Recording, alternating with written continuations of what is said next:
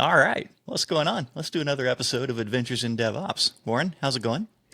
It's pretty good. And I actually have a fact all prepared this week. And that is we've got an upgrade to our website, adventuresindevops.com. So if you're listening to the podcast via a different source, you probably don't never see it. Here's your opportunity.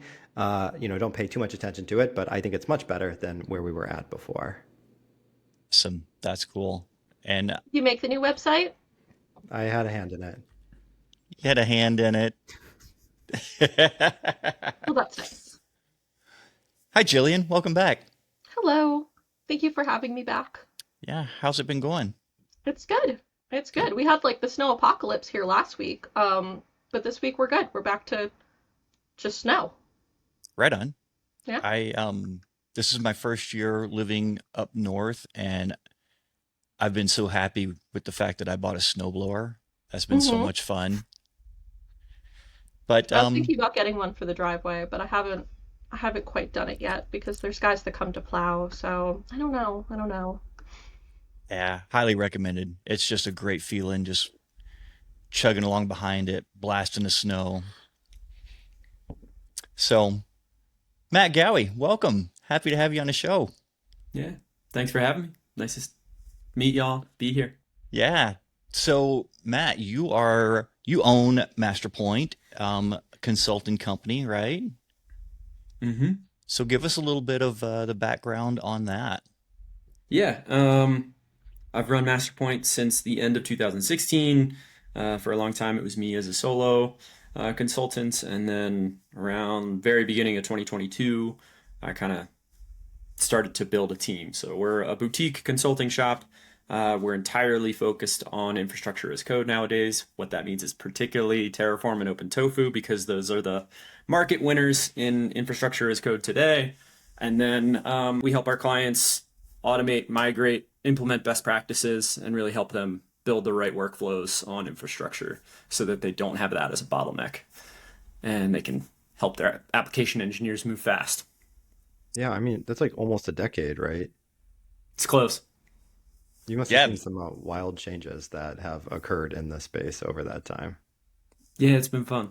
Um, I got into, I always had a background in DevOps. I started in startups where hey, you wear 15 different hats and you do whatever you can to help the team move forward. But I didn't get into infrastructure as code specifically. I was really big into Ansible until like 2017 and 2018 maybe. And then around 0.11 is when I got into Terraform specifically. And I was like, light bulb, gotta get into this more. This is the way to do things. For sure. So, I know that like consultant is like one of the common career paths for people in our industry. And the big challenge there is always how do you find clients, and is this a consulting arrangement where I'm technically a full-time employee, but I don't get any of the benefits? So how how does it look from your perspective? Like, what do you look for in a client? How do you approach this whole problem? I think being solo is very different than running an agency, but I think one truism, one fact of life that I've found is that people do business with who they know and who they trust. So referrals are always king within consulting. You'll get a referral from a previous client or a colleague who knows you well and can speak to, hey, Matt and his team do really good work. And that client, that referral, that prospect is 90% more likely to, sign on the dotted line and trust that, hey, we're going to do a great job for them than somebody who finds us through SEO or I've never done outbound email marketing because I don't believe in that as a viable business. But that type of stuff is not the approach that I take. I take a very like human approach to it, where I go out and network a bunch. I try and be a good person within my community, and that is the means by which I like really work to try and bring in business for my company. For some people, hey, if you're just getting into consulting, maybe that sounds awful to you. Maybe you just want to be heads down writing code. You can go and join a consulting shop. We're hiring every once in a while, so reach out. For sure. I think that's one of the big surprises for people who take on the consulting route is understanding that you are leaving your one job to take on three jobs because now you have job number one as a consultant where you're generating the billable hours. But then job number two is you're an accountant because now you have to do all the taxes and the legal paperwork and the bookkeeping. And job number three is you are in marketing because you always have to be recruiting and finding your next job once this one wraps up. Yeah, I mean, I'm with Matt that I don't believe in the cold calling. I don't think those emails work, and yet I still see like I probably get 5 to 6 a day from random people on LinkedIn saying, "Hey, can we sell you our services?" Whatever it is, they don't even know what my company is doing, and yet they're already like, "Oh, we know we can help you." It's just constant. I think if you have any C-suite level title in your name, I think we all get a insane amount of both spam email and the LinkedIn messages, and it just piles up. It's kind of insane. And I still don't understand how people do it because like I get 10,000 emails a year. Maybe that's high, but like I've never responded to one. So yeah. Oh, you're missing out on your opportunity here. I respond to every single one of them with a vengeance. Like I'm curious. Like I really want to know. Like, is this person, do they have a competency? Are they looking for something special? I really care about my LinkedIn network, so I'm always looking to see making a connection with an additional person. Is it worthwhile for them and for me? And so like I'll try to dive into that. And some of them, actually do turn it around, but a lot of times they're just the partner portal expert or marketing manager or account manager, and they have no idea of the thing that they're even selling in the first place. And I'm like, why? Like, how did you think this was going to go? Like, just walk me through your process here. Step one, connect with me on LinkedIn. Step two, dot dot dot. Step three, profit. I don't know how else it is. That's pretty good. I would like to invite you to have a conversation with like some teenagers. It goes exactly the same. Exactly the same. So do you find that a lot of your, you talked about your network and everything's coming to you, or your most likely sources through referrals. Is that within your community or is that online? Does that include digital connections? Yes, it does. I mean, of course. I think that, we're myself and a number of members on my team are big contributors, maintainers of our own open source, as well as like one of the larger open source infrastructure as code, Terraform libraries. So we have a bunch of connections in that world. I have CTO online communities I'm involved in. I have a bunch of like volunteer with other external organizations that I'm involved in, and I think we try and be pretty involved in like different Slacks, and I think that things come from those all the time. So yeah, it's not just you have to be going out and shaking hands and kissing babies. It's also some level of online presence is really important. Let's plug your Terraform open source library. Well, like, what is that? So we are maintainers of Cloud Posse. Have you folks ever heard of them? I have. So you're that person. I steal your code like all the time. Like all the time. It's great. Yeah.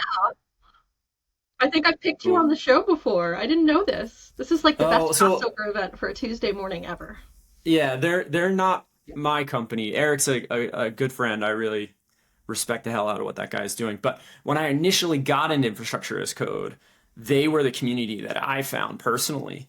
And I was just like, hey, these folks are doing this sensibly.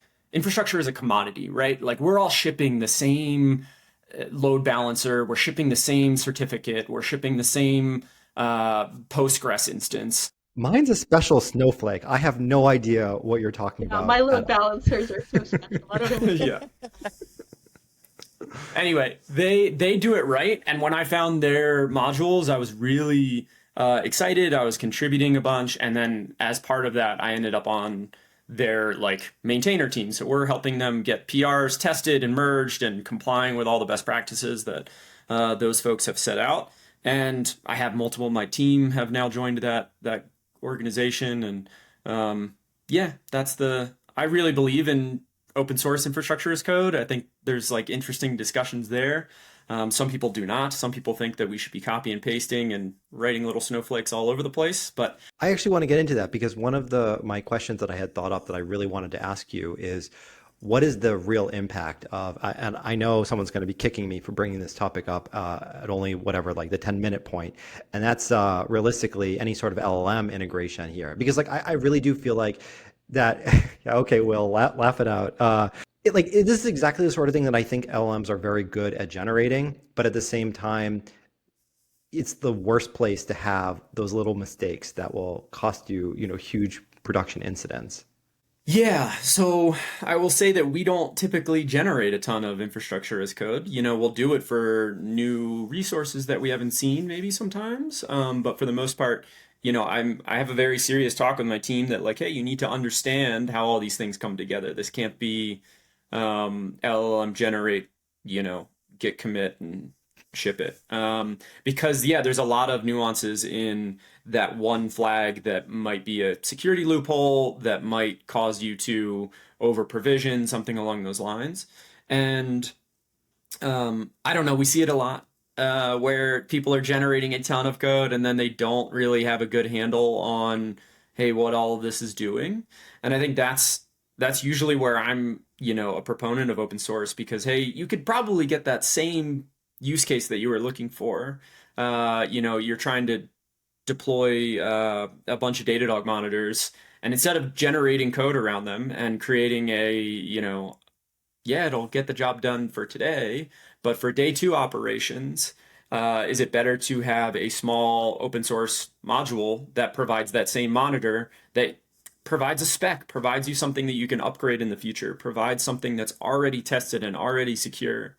Are the open source modules showing up in the LLM results, or is it pure like underlying HCL? Not that I've seen. And, Interesting. we haven't done a good test of, hey, let's use an LLM that we've given like a lot of really good instructions to read through the 300 open source modules that we typically use. But I think that that's a good question. I haven't seen anybody who's using a trained model to say, hey, these are our approved module I libraries. mean, I wasn't even suggesting that, but because I remember there was like a pretty huge scandal with Pulumi where they tried to do something similar to this, and the LLM that they were featuring on their website just like could not provide more wrong information. So that like, it's sort of like a data point. You're going to get it wrong sometimes, right? You got to try. It's good. Sure, fell fast. So whenever you start working with a new client, do you have a particular vertical or size of company that you work really well with and have isolated on that intentionally? Yeah, we used to love startups, and it's sad that the VC market is no good. But I still love startups. We just have moved further up funnel in terms of we usually talk to the Series C and above. The folks who are well established and they're trying to scale, because that's really where a lot of our expertise comes in handy. Is hey, you have an organization that has grown organically, you've been trying to grow fast, and you've made some mistakes, and we can kind of come in and dig you out of your hole. So yeah, that realm is where we really like to engage is the mid market to like late stage series of funding startups. We have an anchor client who's a large enterprise. Really, I love those later stage startup clients because they have the most fun problems. They usually have great engineers that are just like, we need to be pointed in the right direction. And hey, we can do that. So it's fun. Are you seeing the same holes at each of your clients, or is it like everyone have their own special set of problems? I think that there's always some combination of similar problems. There's a really common problem that's, the Terralift problem. It's basically when you build a infrastructure as code root module that's too big, so it's storing too many resources in state, and then it becomes slow to apply. It has blast radius issues, and you can't really do role-based access control in your team because hey, you're managing your network alongside your database, alongside your application cluster. So we've seen that a ton. And that comes in all different shapes and sizes. It's very unique to the organization. We know how to break those up really well, so that's an easy one. We'll have a post on that on the blog very soon that talks about how teams can break it up themselves. Give it away for free. The other thing I think is there's still a lot of organizations who are applying locally and they haven't figured out automation. And then on the opposite side of the coin, there's a bunch of organizations who have built their own automation around infrastructure as code, and they've found out the hard way that that's not a good route. And they, are really, continuing to toil in the details of like, hey, how do we, make this scalable for our organization? And it's kind of a bad rabbit hole. We always suggest, hey, either go again open source or pick one of the really awesome vendors in the space. But yeah, those are some of the like high level problems. There's a lot of like nuanced like code level details that I think we see a lot that we have strong opinions on. But yeah, those are the 10,000-foot ones. See, I saw Will laughing here, sort of like the villain at the end of a movie that is having some sort of psychological breakdown. And I have to wonder what was going through his head at that moment. Um, just reliving some past trauma, I think. Those make the best stories. No, I can totally relate to that, especially in the stage of company that you're focused on. The late stage series startup.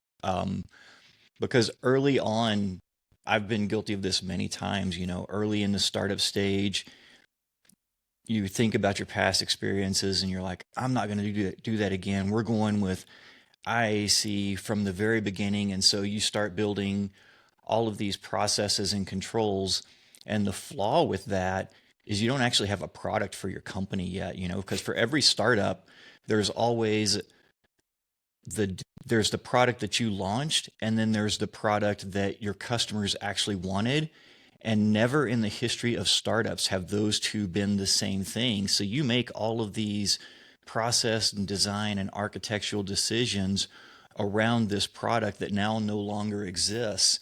And it takes someone like yourself, Matt, from an outside perspective to come in and say, you know, you're holding on to these little nuggets here, hoping that they're gold, and they're not. Just let them go. Yeah. Sound advice. I think there's a huge problem there, though, which is that those processes are sort of coupled to the culture of your organization. So like you almost need to like actually start a new company to actually eliminate all of that tech debt in some ways. You've built it up. You've built up expectations on how that works. Like maybe your career ladder is somehow hooked to the types of tasks and responsibilities. I mean, no one's got it that bad, but there's a lot that needs to be thought about other than just like you can't just click a couple of buttons and delete the code. I call it the polished turd syndrome, because you start with this turd and you just keep polishing it, and then eventually it starts to get some shine to it. And so now you're really emotionally invested in making this turd nice and shiny, and you need someone to come in and say, dude, it's just a turd. Let it But go. they have to want to listen though, and I think that's Yeah. part of the problem is that often you see like the maybe operations division or sales or marketing who are like, we're actually making a lot of money from that thing. It's not like as much money as we should be making, but we're making, $1 million, 10 million a year, and we just need to keep the lights on. And they don't understand how much toil and complexity is actually involved to just keeping the lights on for that. And so I actually think I've seen this way more often than the other side, where an engineering team doesn't want to own it. They don't want to do anything with it, except someone keeps on telling them, oh yeah, you have to keep it working, but you're not allowed to spend any time doing that. At the stage of company that we usually engage with, there's always some level of like sunk cost fallacy, right? There's some group within the organization who's wrapped up in the idea that, hey, we've invested so much in this tooling, why would we get rid of it? What do you mean? And yeah, it does sometimes take a third party, like my company, that comes in and says, hey, here's the reasoning. We're the outside eyes. We're giving you this perspective because honestly, your workflow is not great. You're not doing yourself favors here by continuing to polish this, so to speak. So, yeah, I agree with what you folks are getting at. It's always comes down to people problems in one way or another. And I think that luckily I've been in consulting long enough where I like can navigate those well. And yeah, it's fun. Who are the decision makers that end up signing off on needing to pull in a third party for you? It usually comes down to the director level or above. So it's usually director of engineering, director of DevOps, infrastructure, the VP, the CTO. It's somewhere along that chain. Sometimes it starts with an engineer where the engineer will be like, "Hey, we have this horrible problem. We're not dealing with it. Like we gotta do something." And that it can go bottom up, but it's not typical. It's more, hey, yeah, somebody in engineering leadership realizes they got to make a change, and they're reaching out to kind of talk through, hey, what does this look like? How can we, actually benefit?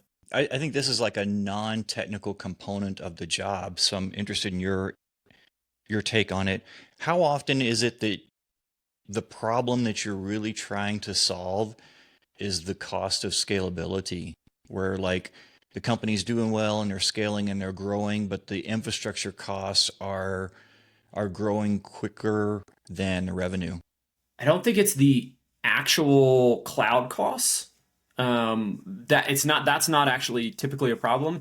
It's the maintenance cost for engineers and the amount of time that they're spending to feed the system that they've built in one way or another. And that's the thing that's slowing them down. Basically, they've made some bad decisions along the line that is causing their organization to overall have them be a bottleneck, whether that's their infrastructure workflow as a whole. Maybe it's because they, need to hire an entire security team to make sure that things are not, going to cause a, critical CVE and, day 5 of new application launch or something. Those are the problems we more typically see. So it's less actual, hey, our cloud costs are growing astronomically, and more, hey, we're spending too much time here. Like, why is my team telling me we need 3 more engineers? That seems like madness, when, we're not really doing all that much crazy stuff here. We should be faster. We should be more streamlined. Yeah. Maybe I actually sort of want to flip this question around because I really like it. And I think there's a different perspective here that really gets me thinking is you're not solving technical problems, are you? Like I get the sense that, you're coming in, it's not that the organization is missing 2 more engineers to, oh, if we only had these 2 people who understood Terraform better, we would solve all our problems. And they may be missing technology, but they're probably missing something like strategy for on the personal level, like how they're approaching problems or how they're prioritizing work or something like that. And I think it's interesting because it's multifaceted, right? Yeah, they back themselves into a corner. They go about things from an infrastructure as code perspective. We're still young, right? It's still a really early days. We might be 10 years old, but HashiCorp, when they came out with Terraform, and Terraform I see as like, that's what mainstreamed infrastructure as code. They came out with that in 2014, 2015, and it was really early, and it was way more config than it was code. And it's slowly grown and it's gotten better. And the reality is they didn't put out many best practices. So you have a ton of organizations, who have just gone and built whatever the hell they wanted, and it has turned into a mess. there's some fundamental problem here. And I really like the perspective of they didn't think enough about what the future was going to look like for them. And they may not have the right people on the team I mean, you don't fix a problem with the same initial conditions still in play. You need to change something to have a different outcome. I feel like you keep on bringing up potential perspectives that Masterpoint have that may be highly controversial, and I want to get those on the record in a way. And like one of them is like one Terraform repository for your whole organization, or do you like merge it with the individual application code? So like code and infrastructure as code next to each other in the same repo, or one centralized location? That's one we don't have as much of a strong opinion on. Well, I will say that we do have a strong opinion on there should be an infrastructure mono repo for your organization. I think that that's just like there's beyond just environmental infrastructure. There's a lot of infrastructure that is global, right? If you're managing GitHub, if you're doing observability as code and you're managing monitors and SLOs and dashboards and things like that within a tool like Datadog or Honeycomb, you want those to be in a centralized location. They shouldn't be scattered into 15 different repositories. But even when it comes down to environmental infrastructure, so hey, we have a VPC, we've got a load balancer, we've got a Postgres database. If a client wants to do they want let's say they're shipping on Kubernetes, they want their Kubernetes infrastructure to live alongside the application that it is, the repository that it's managed in. That's totally fine. But we would say, hey, put the environmental infrastructure that actually supports that application in the infrastructure monorepo and really have it be a single point over off in its own land so that you can like scalably duplicate that repo. So as you add more services, as you add more components to the overall system, then it makes sense there. And then you don't need to have those application engineers doing pull requests to some infrastructure monorepo that they may or may not have any clue about what's going on. I mean, it's always great when the answer is, it depends, right? That's It always depends. Yeah. Particularly as a consultant, it always depends. Everybody's favorite answer is it depends. Yeah. I mean, there are some things that, I just sort of want the canonical, like it's always going to be this. And, one of them is TF workspaces. I don't like workspaces. I like directories. I want to be able to run tree on a directory, like, and kick it old school here, workspaces. Nobody ever remembers to change the workspaces. I love it, Jillian. Now everybody else can have an opinion.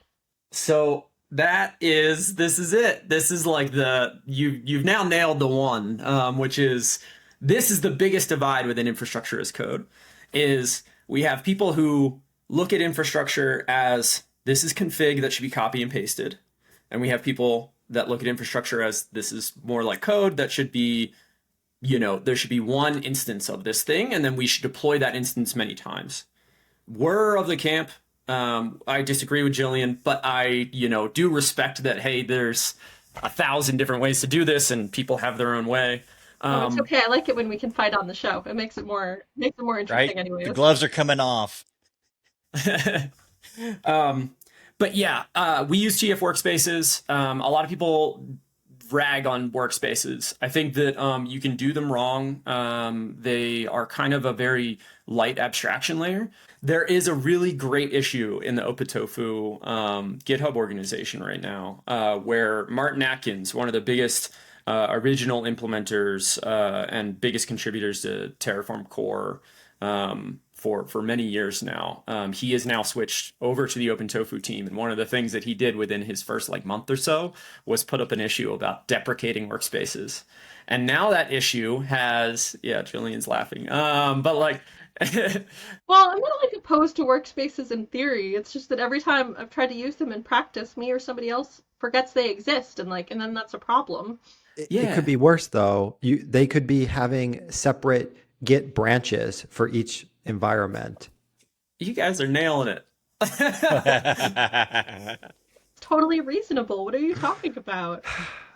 No, I'm sorry. I know that's not reasonable. There's only one main line in a Git repository, and I will die on this hill. Yeah, I will die on that hill as well. Particularly in infrastructure as code. Because you're not dealing with 12-factor apps in infrastructure as code, right? You don't have a separation of the config that drives that infrastructure as code like you do with a application that could be in a Git flow model. So if you want to make a change to a production config setting, you have to do it in the prod branch, and that might mean that you just get into branch nonsense. And I just posted this recently of one of my favorite sayings is, more branches, more problems. I think it's way worse. I think it's way worse in infrastructure as code world if you are doing a branch-based workflow. I mean, it just doesn't make any sense from a Git standpoint because these are become separate trees. And if as soon as they're separate trees, why are they even in the same repository? You're not going to really do anything effective. I mean, someone may say, oh, well, you can cherry pick some diffs from one to another one. But I mean, realistically, That's a nightmare. that's, Yeah. that's Is that your billing model, Matt? Your hourly rate is based on the number of branches they have in their repo. Oh, I hope we don't have a client that's done a branch-based workflow, the amount of work. Yeah, maybe our hourly rate doubles. Yeah, that would be good. I haven't had to do it yet, but we've only heard about those clients or heard about those setups. Yeah, not yet. So another one is you mentioned early on in the episode public versus private modules, and at least from my understanding, I think this is one of those areas where if your core competency isn't building open tofu HCL models, you're probably going to get it wrong. And I believe it's a huge challenge to undo that mistake and using the either raw resources or what's come before you out there in the world is way more valuable than what you'll ever be able to do. But I want to hear the expert's perspective on this. Yeah, we view it as, hey, the open source world, as long as you're correctly evaluating the open source modules that you are using, you're getting a community, you're getting tested code, you're getting best practices in terms of naming, tagging, and potentially security, or not potentially, but more likely security. And then you're getting something that when you go to let's say add a new feature, you can always check if that module has been updated recently by somebody else who's doing that same exact feature. Maybe they're adding IPv6 support. We don't support IPv6 for all of our clients, right?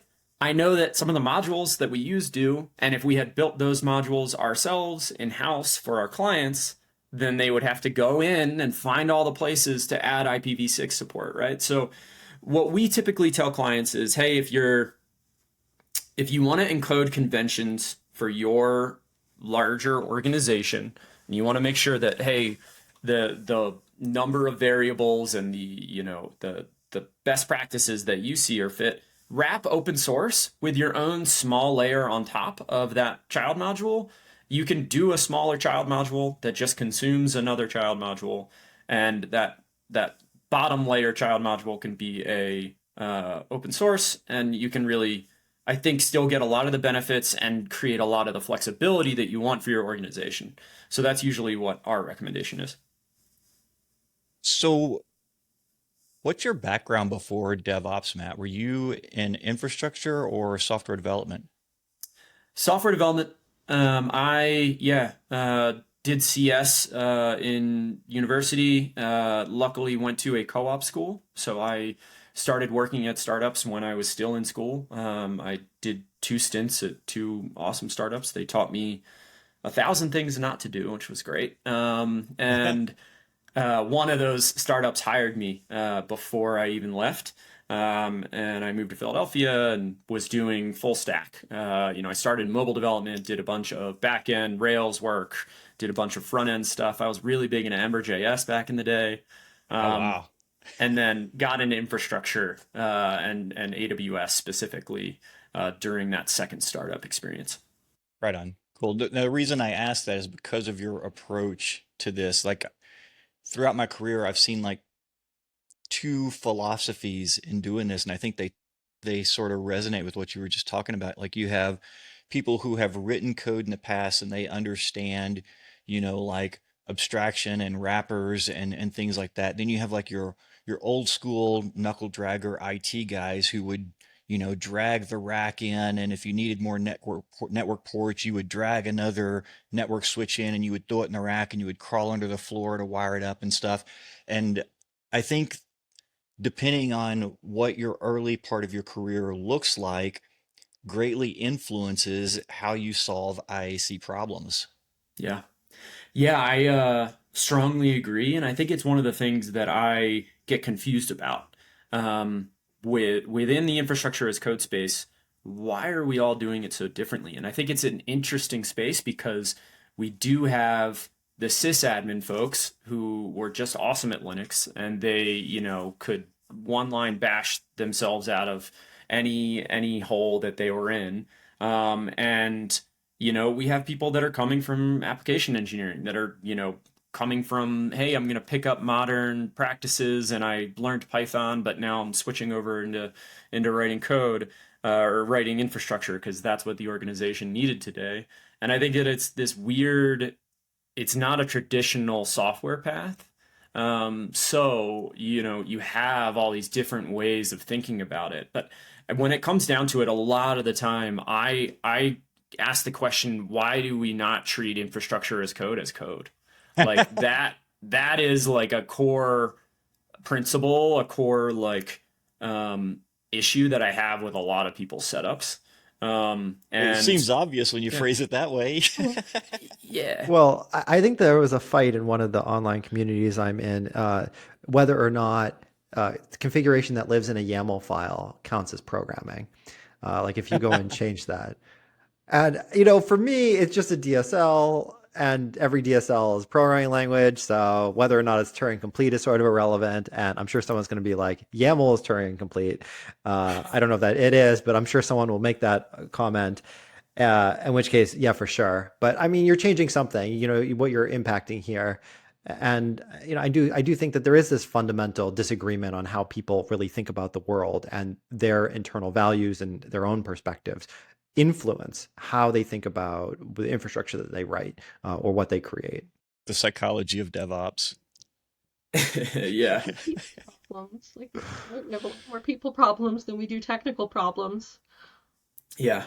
It's never a technical problem. No, I'm so impressed you guys can go work with like the techie people. I would get so annoyed so fast because the people that I work with, they don't like really care about like the nitty-gritty of what I'm doing. They prefer not to know. They would prefer if they never had to deal with me at all, is like what they really want. But if they can't do that, like they want me in and out as quickly as possible and have no idea what I'm doing. And that's like their wish list. So I can't imagine working with people who, I don't know. I think I had like one client nitpick at me about like a load balance, the type of load balancer that I was using, and I was just like, oh, I'm not doing this again. Yeah, I hear you. Yeah, I think particularly at the larger organization level, a lot of people want, you know, infrastructure and DevOps is not a driver for success, right? It's a requirement. It needs to be part of the like pyramid that builds up to, profit at the end of the day. But people want it to be a really small piece and they want it to be quiet and they, want to build that upper application piece that actually drives dollars. And it's a frustrating place to be in. In terms of psychology and DevOps, like as you just mentioned, well, like that is when I talk to a lot of DevOps engineers, platform engineers, whatever you want to call them, it's like, they're always just struggling with they have a ton of work, they have a huge backlog, they don't have budget, like they don't have a big enough team. And I think that's really consistent. I think part of it comes from the fact someone was saying this recently to me, that they think the next innovation in DevOps will be where the DevOps teams and the platform engineering teams and the product engineering teams will come and work together. And I'm like, I think you misunderstood what DevOps means if you think that that's a future we haven't reached yet. But I think, organizations definitely, swapped out what they were calling release engineering or infrastructure management. They just gave it a new name. And so, of course, we're going to see those problems in organizations where they are stuck there, where they don't see a solution, where they don't see anything as different, and they need someone to come in and help them. 100%. I got another controversial one. Here we go. Crossplane. Ooh. We've got a great blog post on it. I share it out all the time because it's, I don't know, it just feels, it's a shame. So back when I kind of started to build my team and started to transition from solo to agency, I had been really stoked on Kubernetes for a long time. And, really, thought it was the Swiss Army knife to solve all the problems. I think about that less now. Yeah. But Episode over. Sorry. Thanks for coming. I was thinking Crossplane was the next thing. I was like really excited. I had my senior engineer Veronica on my team. We did her and I like collaborated on a long term proof of concept to build a bunch of infrastructure in Crossplane. And I was just bullheaded. I was really, really excited. And then just as we got through this proof of concept, it just thing after thing were just too painful. It's just not. There was things that were missing that I was like, wait, we can't do that. There aren't data sources, and they have some of those things now. But I still think that overall there's a huge chicken and egg problem. Like, where do you get that Kubernetes cluster? So you have to kind of solve that differently all the time. And there is a bunch of problems around ergonomics of that tool. And I just talked to somebody who worked at Fairwinds. She, they had gone all in on Crossplane, and then they ended up pulling it out and going back to Terraform. And our blog post kind of shares all our thoughts on that. But yeah, Crossplane it was exciting as an idea. I don't think it delivered on the promise, sadly. Yeah, I mean, I'm really with you here. I don't know what the best way of summing it up is. Like, imagine if Kubernetes deployed all of your infrastructure, and I don't love that because I just don't like these two things coupled together. And I feel like it's taking one very complex thing and throwing yet like a second aspect to it, where people are already overusing Kubernetes in a lot of places where it may or may not need to actually be utilized, and then to throw this on top. I'm really glad there is an article out there that discusses these, because I definitely would have wanted to throw it at some of my past clients and customers I'll who share it. were, Yeah. I think there's one of these problems though, where if you find yourself in an organization that has those problematic patterns in place, how do you fix that? You come in an organization and they are using Crossplane, and you're like, okay, I've been called in because they know that there are issues, and you can look at it and be like, okay, I bet one of the issues is the fact you're using Crossplane. You didn't think about what the implication of that was going to be. You're pretty much stuck on Kubernetes, full on there, and it's the same teams in organizations that don't have Kubernetes experience, but they'll somehow have Crossplane experience, and they also don't have infrastructure experience outside of Kubernetes or outside of Crossplane. I fear I fear those organizations.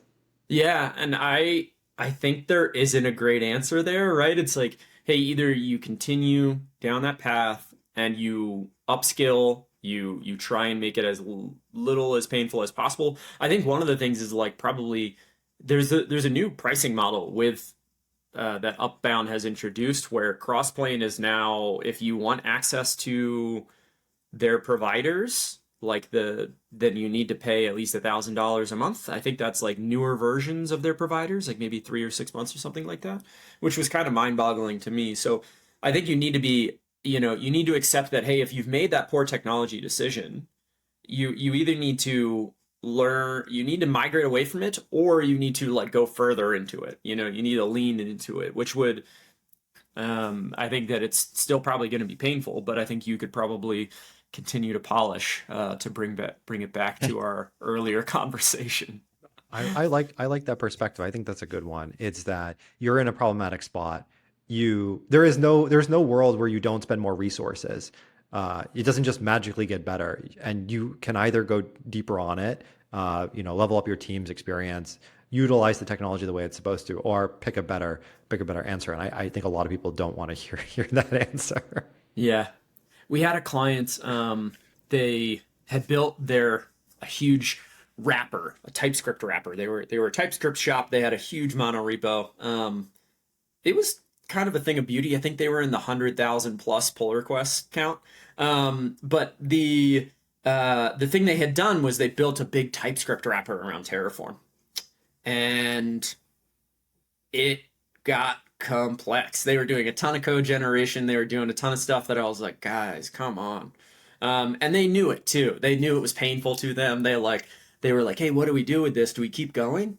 And our advice, after we did an audit for them, and then kind of just did some guidance sessions for a few months later, and our advice was like, no, you need to pull everything out. Like we need to get away from this because you're just going to keep building complexity. Yeah, like I've done a lot of silly things, but like I don't know. The thing that I like about Terraform is that it's just a fancy makefile, so I can't imagine throwing anything else on top of that besides making it like a Git template. Like I do that a lot, where it's like my template repo, or I'll use like Cookie Cutter or something to generate the TF vars file. But that's I sort of get it. And I think where it came from for me is that originally things like TerraGrunt needed to exist because of lack of workspace support or lack of environmental variable support or lack of good loop support within. And I hesitate to call it Terraform because now we have OpenTofu, and I need something that groups all the HCL language support together, so I don't have to pick one word over the other one. I mean, I just want to say OpenTofu. Terraform's done for me. Yeah, agreed. So, and maybe I want to get your opinion on that too, because I think that's a good perspective there. I sort of get it. And actually, with Terraform, with TF, now you have the CDK as well, which is at least blessed version. But at least for me, I prefer the thing that's more declarative. Like I feel like that's sort of the point, is declarative infrastructure rather than programmatic infrastructure creation. Because we had that with things like Puppet and Chef, and it did not go over well. Yeah. But so I'll ask you, Matt, Open Tofu or Terraform? If you see any of my content, if you see our blog posts, we're big OpenTofu folks. I That's good have to talked hear. at OpenTofu North America. We've migrated 5 clients to OpenTofu, 6. And I honestly believe in the whole thing. Not only just from the open source perspective and the fact that HashiCorp did a rug pull, but because they're innovating maybe a bit better, right? Like they have new features that I'm like pretty excited about. And I like that they have a Slack community and people are really active in it. I like that they are supporting their community and being really on top of it. There's a lot of really good engineers on that team. I've gotten to, go out and have a beer with Christian, who's the team lead, and I really like the guy. So I think that outside of even the license change, I would say I'd be going towards OpenTofu. But if you're on Terraform today, the biggest thing, I always say this, it comes down to optionality. When you want to go and automate your Terraform, you either have on Terraform, you have the option of open source tools like Atlantis. You have the option of writing your own pipes, which we highly don't recommend against. And then finally, you have Terraform Cloud. Terraform Cloud, not a bad product. It does what it needs to do, but it is 5 to 10 times more expensive than its competitors, and that is the big rub, right? You have a product in the space, and it's the only product you can choose and pay for and say, hey, we have a vendor that helps us manage the complexity of all of our infrastructure, but it's 5 to 10 times more expensive than everybody else. Like it's a really hard pill to swallow. So I think that OpenTofu gives you a way out of that. And that's one of the main reasons that we tell people to go that route. See, I have my fingers crossed that we'll finally get a switch for every single resource that allows us to turn it on or off without abusing the count variable. Interesting. Why do you dislike count? Well, Do you just want like an enabled flag? yeah, I do just want an enabled flag. The number one reason I dislike it is, besides all the linting problems, is it converts your resources from a singleton into an array with a single object. And then if you want to turn it off, you can't like remove the count once it's true. Like you can't pull that out and just have everything work. I get what you're saying. So there is now the moved block, which allows you to like change the path of something within the state file. Which can save you there. It can make it so that, hey, you can add count to a resource even if it didn't have it before and not have it destroy and then recreate that resource. Still pain. I get what you're saying.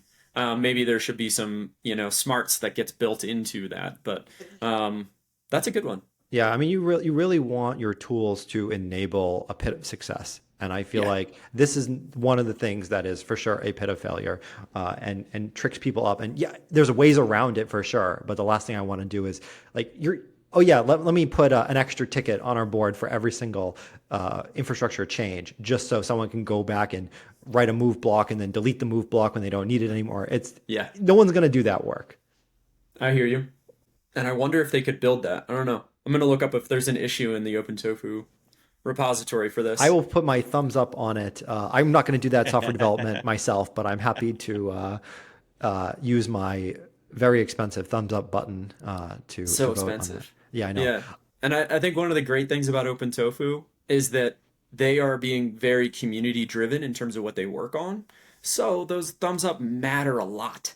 Where they have a board, an issue that's like the top of their issue list that just lists all the issues that have gotten a certain number of thumbs up, and they're saying, "Hey, we're going to work on the top one," and that's really cool because hey, we have a say. I think a lot of the problems with Terraform too were around we as a community were banging the gavel like, hey, we need this thing, we need this thing, we need this thing, and just weren't getting anywhere with it.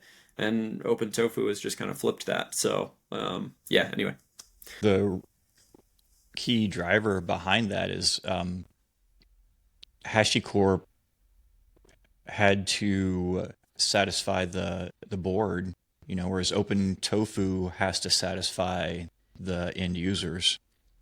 yeah, yeah. It's a shame that HashiCorp went public. I think they had some great leadership, and they did what companies do, which is you get to a certain point and everybody wants to make money off of your hard work, and I don't blame them for that. I really don't. But I think being a public company is brutal, and you know, uh, it's just rough. It's a shame. No, it is. Having spent my career in startups, I can't imagine in 2025 why anyone would take their company public. If you really believe in the mission of your company and the end users who are supporting your product, if that's your focus, I don't see a valid argument to take the company public. To imagine that it's not usually from like totally private to IPO. Like it's usually through the VC chain, which is all Right. about extracting the most money out of that Yeah. thing and Yeah, scamming the most number of people in that pyramid scheme until you can get it out to the public. And then from absolutely. there, shareholders are very myopic focused on just the next quarter and don't realize that having huge impacts on how the business actually works and the perception of the brand has a long lasting impact to the bottom line. Yeah. I do have a question of my own. Maybe it's just something that you've thought about a little bit. One of the problems that we have in our space, so for our product, it's login and access control that we provide for our customers, and there's a white labeling experience. Now, there's a whole part of the infrastructure which is shared, but then there's a bunch of pieces which are per customer, per account for each one of our customers, and sometimes they have more than one. And we're in this weird area where we don't know whether or not infrastructure as code makes sense for that and whether or not we should be rolling out either. I mean, for this, we're actually using cloud formation templates in AWS, but we could just easily switch over to OpenTofu. Whether or not that even makes sense or whether or not running through this list of resources that a new account need is a programmatic process or whether or not it should be declarative and infrastructure. And I know we're not the only company with this problem. We're not a special snowflake here. So I don't know if this is something you've seen before and have some wisdom to share. Yeah. I have some wisdom. We have our most recent case study was with a company called Power Digital. For each of their customers, they're basically spinning up a small data warehouse in Snowflake that connected to AWS and a new GitHub repository and like did a bunch of things. Cool. And they had 500 customers, right? So they were doing this constantly. And really, what it comes down to is you do probably want that in infrastructure as code because you want to manage the life cycle of that, right? You might change that architecture for that client infrastructure that you're like just stamping out every time you get a new one. You might change a little thing, right? You might do something to it, new tomorrow, and you want to roll that out across everyone. infrastructure as code is great for that. You also might, if there's any cost associated with those resources, you might want to destroy that infrastructure when that client goes away or customer goes away. I think that infrastructure as code makes sense. The problem is that you just want that to be a highly automated, low touch workflow. And that is the point that becomes a rub, is that you need to kind of come at it from this perspective of, all right, we need to have our infrastructure as code to be on such rails that it needs to get into Git, and it needs to apply automatically, and it needs to do all of that very seamlessly so that we're not needing to think about it too much. We built that for our other clients. So if you want to talk one-on-one afterwards, I'm more than happy to give you all the info on how that worked. But yeah, I think that infrastructure should be a thing that we create provision, we can change if we need to, and we can destroy it if we need to. And if we just do that with, calling the AWS SDK, or we, do something that's the AWS CLI bash script or whatever it is, those types of things, they can be they feel very programmatic and they feel like a really good solution at the time, but then you don't have as much control in the long term. So yeah, that's my thought. Cool. Yeah. I want to switch topics just a little bit, or not topics, but switch trajectory, maybe is a better word. For someone who's listening to the podcast, considering the consultant versus career DevOps approach, what's your bullet list of pros and cons of each? The pros list is long, in terms of just like, being a consultant, particularly owning my own business, is very, very advantageous to the rest of my life, in terms of I set my own schedule, I decide who I work with, I get to build a team, which is really nice, and it's, they're my people, and I enjoy helping them grow as engineers and in their career. There's a lot of things on the pros list. What's more interesting probably is the cons list. The cons, I think, come from, there's always going to be some level of like feast or famine. I've been doing this for a long time, and I still, find myself in, are we going to get a new client next quarter? And usually it all works out, right? Like, there's some, serendipitous occasion. I've never, had to let anybody go because we didn't have enough work. I've never had to, be out of work for many months at a time. I've had it well, but like, hey, if you're just starting and you don't have a network, you might go for a certain 6 months without, picking up a client and actually having work. So I think that understanding that you're on your own, and your livelihood can depend on that, is its own like source of stress. And I think that there's something there. I think you also really need to be able to talk to people problems. A lot of the times I'm talking to clients and letting them know that I'm there as an individual to help them, and I can see that they're stressed. I can see that we are trying to solve some like deeper emotional need, and you need to have those like soft skills at a deep level to help them navigate the right decision and get that stress off their plate. And I think those are two things that a lot of people that are like really excited about consulting, they don't think about those two things. I definitely wouldn't consider myself a wizard coder. I think I can write clean code, and that's like part of a craft that I really love. But I definitely have worked with a lot of smarter people in my career, and they're off being senior engineers or above elsewhere at companies that just tell them, hey, we need to build this thing. They're not trying to solve those people problems. They're not trying to navigate those the intricacies of, hey, this client consultant relationship. So Yeah, and I think it highlights one of the things that there's almost like a translator skill required to be a successful consultant, because your clients typically don't come to you describing a technical problem. they come to you describing some impact that's happening to their business, and you have to be able to translate that, talk with them, ask follow-up questions, and then translate that into a technical problem that you can solve. For sure. Yeah, a lot of it is like, can I repeat that back to you? Like Yeah. this is what I'm hearing, right? And a lot of things come back to that. You have to be able to read between those lines and kind of understand at a root level, like what's the actual issue here? They're telling you one thing, but it's something else. And that's a skill. Yeah. Yeah. Uh, Can I repeat that back to you has probably got to be one of the most valuable phrases in humanity. yeah. Let's make sure we're on the same page here. Yeah. That's the way it goes. I think there's an additional connection here, which you brought up earlier on who your decision makers are. If you're a consultant, you're selling your services to someone, they have to have money.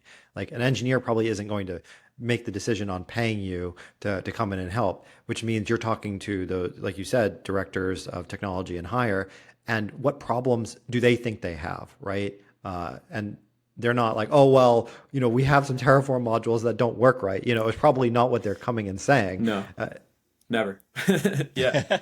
And the way we approach that is that, hey, we want to come in and we want to solve both problems, right? We want to solve the leadership's problems that are typically around scale, workflow, decreasing, engineering costs or maintainability costs. We also want to solve the ergonomic problems that the, actual people who are writing the infrastructure as code or the application engineers are dealing with. So what we do is we have an audit, and more and more we're selling that audit as like our way to really help understand an organization and get them the right prescriptive guidance that they need.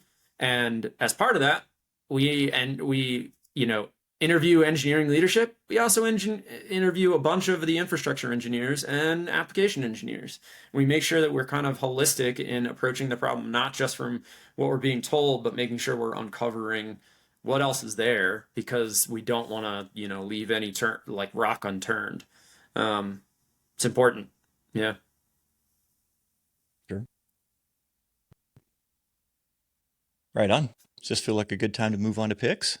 Yeah, I think so. Let's do All it. right, cool. Jillian, you've been out for a couple weeks, so I can only assume that you have been diligently researching your next pick. So I'm excited to hear what you got this time. I'm just gonna keep going with the shameless self-promotion until I get more clients, is what I'm gonna be doing, since, that's a bit on topic of the show. So, if you've been listening to the show lately, I really like AI and LLMs and all of those kind of tools. I do have a service to get all of that set up for you on your own AWS account. This is mostly geared towards data science companies, because if you're not a data science company, I don't really know what to do with you, frankly. But if you need kind of a junior, maybe grad student level research assistant to go querying your papers, querying structured and unstructured data sets. We've got more data sets being added every day. So far, the top one is open targets for drug discovery.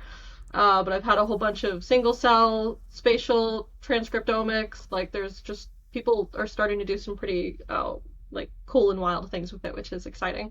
So if you're interested in that, you can go to my website. It's dabbleofdevops.com/AI, and you'll see that there's an LLM data discovery tool. This week the page is in fact up. Last time it may or may not have been. I'm not sure, but this week it's up. Okay, it's there. It exists. All right, Warren, what'd you bring for a pick this week? Yeah. So I'm going to be a shill for a conference. I absolutely love DevOps Days. I think it's one of the best set of conferences anywhere in the Yeah, world. They're for volunteer sure. run, and my CEO will be giving the keynote talk at DevOps Days Zurich this week. It's all about systems thinking at Authoress, and it's actually a great talk. Right on. Nice. Yeah, I agree with you on DevOps Days. DevOps Days Amsterdam is probably one of the best I've been to, because those guys, they just go out of their way so that when you leave, all of your swag reminds you that you were in Amsterdam. It's very like cultural and historic and authentic and super cool and thoughtful. All right, Matt, what'd you bring for a pick?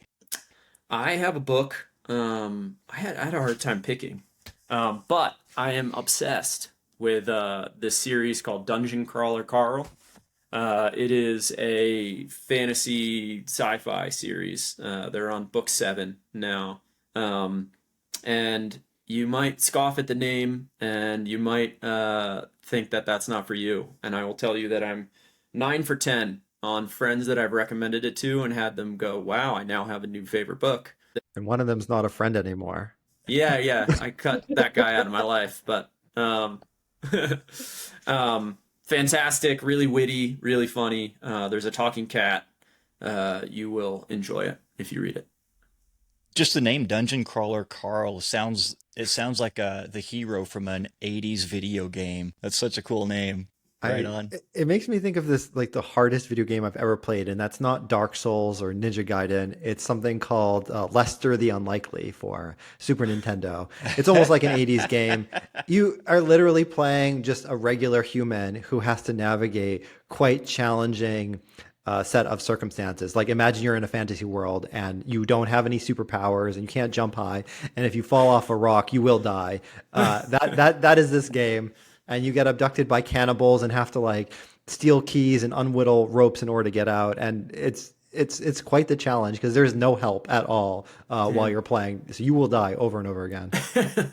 Nice. Those games were just brutal. Yeah.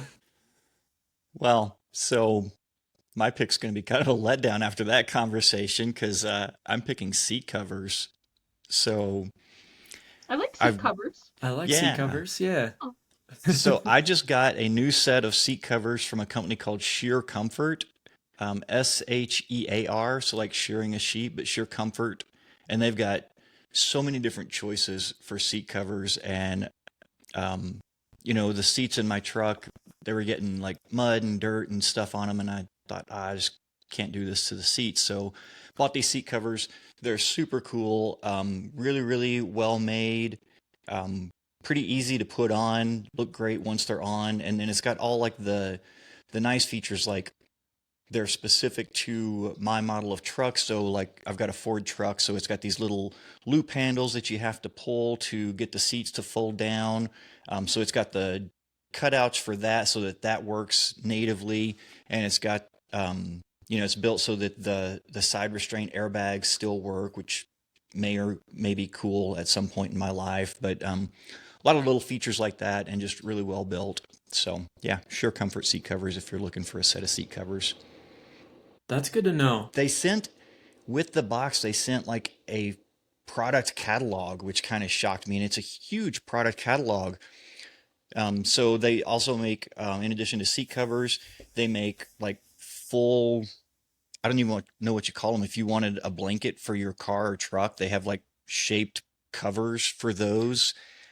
Or if you have to put a cover on your RV, they make a full custom fit cover to fit your RV. Just a lot of things that I didn't even know existed that I found out Damn. because they I included the think catalog. I think Will, your pick next week is like you're already thinking about the McMaster car product catalog. Right? Yeah, for sure. This is the McMaster car catalog of seat covers and car wraps. I think we've got ourselves an episode. Matt, thanks for joining us, man. It's been great talking to you. Yeah, it's a really good conversation, folks. Appreciate it. Some Yeah, good for sure. questions. Good topics. Yeah, so be sure and check out Matt's website, Masterpoint. It's masterpoint.io, is that right? Yes, it is. Yeah, so if Perfect. you need consulting services or if you are, wanting to try your career out, check it out and see if he's hiring. Um, Warren, Jillian, thank you both for being on the show with me today. thank you. And for It was everyone fun. listening, thanks for listening, and I'll see everyone next week.